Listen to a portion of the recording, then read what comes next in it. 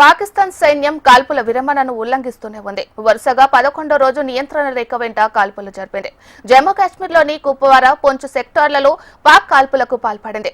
భారత సైన్యం పాక్ రేంజర్ల కాల్పులను సమర్థవంతంగా తిప్పికొట్టింది. ఇప్పటికే సరిహద్దుల్లో భారత సైన్యం మోహరించింది.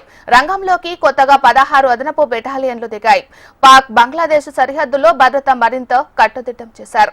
సరిహద్దు వెంట చెక్ పోస్టులు ఏర్పాటు చేసి గస్తీ ముమ్మరం చేశారు. టూరిస్టు ప్రాంతాల్లో, వ్యాపార ప్రాంతాల్లో భద్రత కట్టుదిట్టం చేశారు. మరి ఇదే అంశానికి సంబంధించి మరింత సమాచారాన్ని మా ప్రతినిధి ఆర్కే అందిస్తారు. ఆర్కే,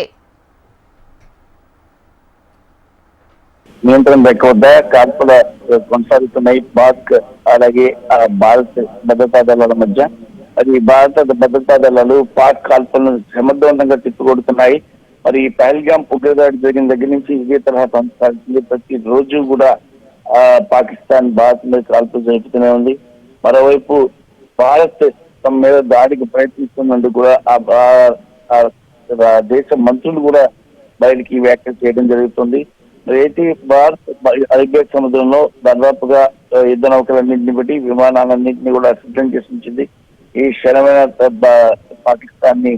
పాకిస్తాన్ మీద ప్రయోగించే అవకాశం ఉంది.